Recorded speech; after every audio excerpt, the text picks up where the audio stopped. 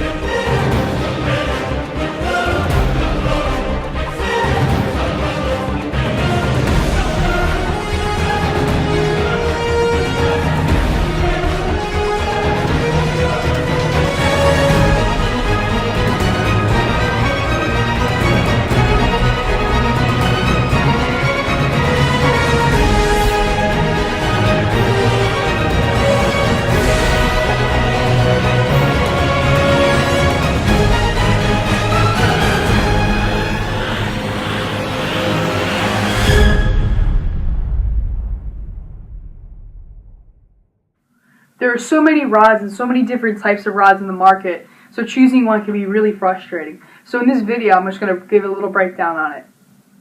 Each bass application has its own unique rod with its unique specifications built right into it. So if you can get that rod and know all about that, you should be able to maximize your success with that specific technique. So I'm going to go through and label all the specifics of a rod and how they're best used in each technique. Or a lot of techniques. So we'll first start talking about the action of it. So typically bass rods tend to range from a medium action rod to a heavy action rod. They can go as light action or medium light action, as heavy as extra heavy. So we'll start out talking medium action because I never go below that. Medium action is what I use for my cranking rod here.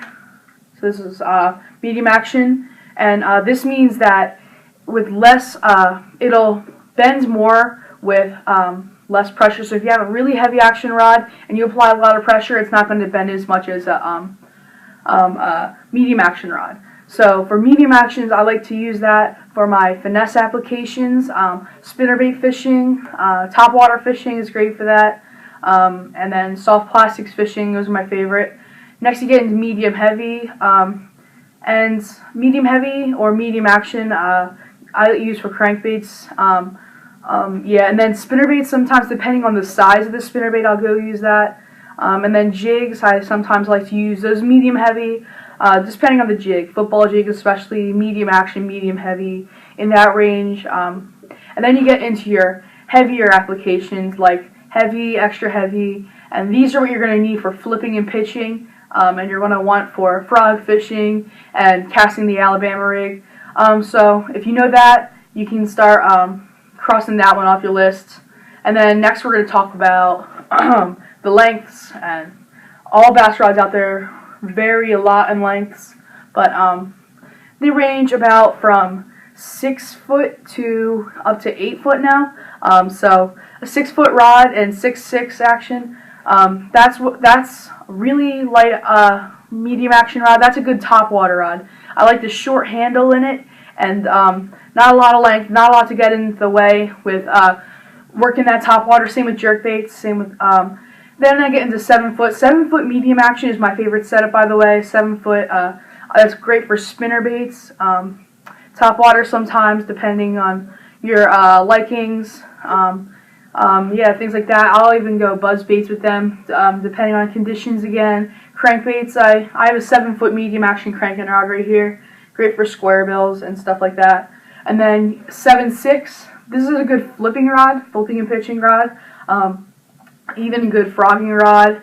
And then you want that long rod, have a big fulcrum when casting that big umbrella rig out there, and big heavier baits. And you want that extra big, long, heavy rod for pulling those fish out of those muck, controlling that rod, controlling that fish, and getting them in as soon as possible, and maximize your success with there. So I'm just going to give you like a few of my favorite rods out there and how I apply them. So first I'll talk about my cranking rod and reel. This is the Skeet Reese S-Glass cranking rod. Again, it's 7 foot medium action. And since it's fiberglass, this rod is made of fiberglass. By the way, fiberglass, the only time I'll use fiberglass is for jerk baits, crankbaits, and sometimes poppers or topwaters or Zara spooks. Because what you get with this fiberglass is a forgiving tip. This tip is not really sensitive, and you can really bend this a lot. So when you're fishing this, that fish grabs that tip, it's not sensitive. You're not going to feel that. And it's going to give the fish a chance to bite it before you set the hook. So this is helpful with crankbait fishing, where you want to let that fish have a chance to swallow that crankbait and get all those hooks in his mouth so you can have the best chance of getting him in. Topwater fishing, sometimes people set the hook too early. So if you have that forgiving tip and you're working at topwater and you set the hook, you get an extra few seconds of forgiveness there. Here's my next rod. This is the Bass Pro Shops 20 Special bait casting rod. This one is 7-foot medium action. Again, this is my finesse rod, and I'll even go spinner baits with this sometimes. Finesse applications, my favorite.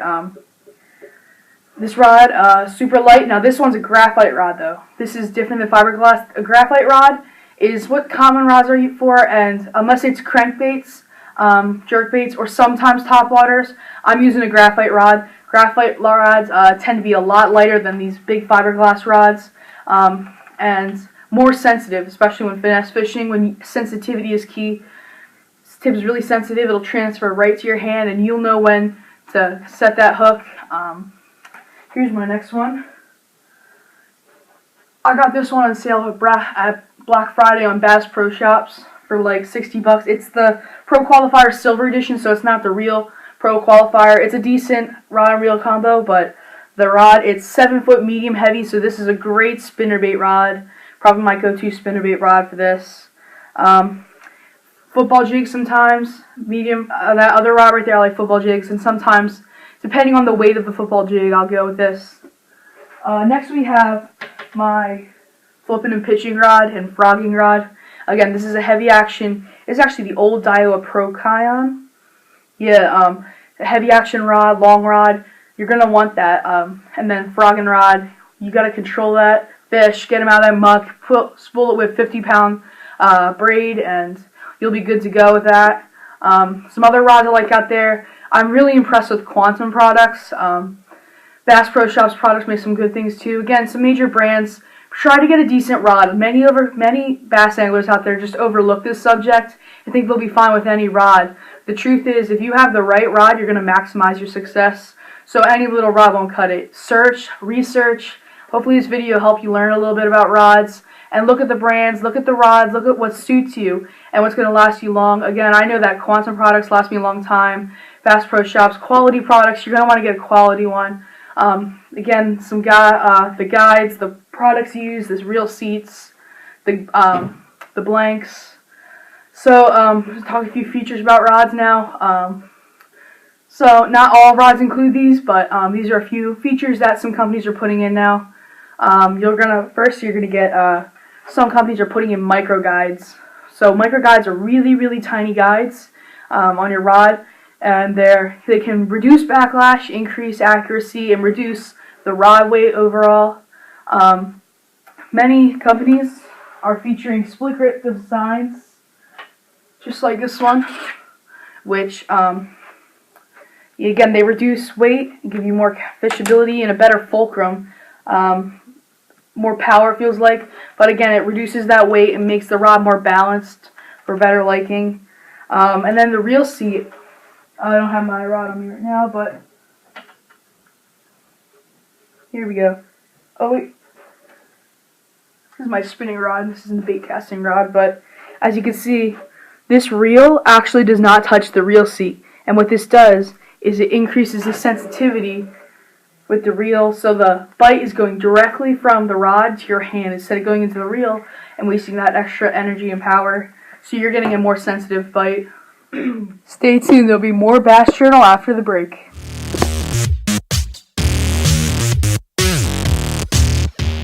Hey guys, this is Anthony here. Make sure you visit the new home of the Bass Journal, www.thebassjournal.com. Here you can see all of the Bass Journal fishing videos, Read the Bass Journal's blogs, which contains tons of useful tips and information. See all the Bass Journal recommended fishing gear. Contact the Bass Journal directly. See the photos of the Bass Journal and even post your catch. Read the Bass Journal's journal. Check the latest bass fishing information news. And see what's coming up with the Bass Journal calendar. Remember, that's www.thebassjournal.com. Don't make choosing a rod a quick decision. You're going to want to put time into researching a good rod for you. Go in the stores, bring your reel, or if you're buying a reel there, ask if you could put it on the rod, see how it feels, see if it's balanced, see if it's too heavy, if it's too wispy, and try that little trick here. Don't take a rod and bend it directly at the tip. My brother broke many rods in stores doing that. So just take the rod. If you want to see the sensitivity and the wispiness of the rod, just shake it a little bit. As you can see, this is my fiberglass rod. This one's really wispy. And then I take my graphite rod here. And you want to get the general feel and how sensitive this rod's going to be. Again, this is a really sensitive graphite rod. And then you can see the backbone. Stretch that. See how bad it stretches too. See how light it is. You're going to want a light rod because with a light rod you're going to get less fatigue. Again, don't make quick decisions. Go research it. Go in the stores. Try them out. Hold them. Personally, I don't like buying rods or reels right offline because I like to get the feel for them before I actually make a decision about buying them. So that's going to wrap up this episode of the Bass Journal. If you have any more questions, you can go to thebassjournal.com and ask us any questions there. You can also see our blog and tips, post your catch, and all of our other videos. Be sure to like the Bass Journal Facebook page. And that's all. So thank you guys for watching. Please subscribe to our channel. For the Bass Journal, I'm Anthony Ogle.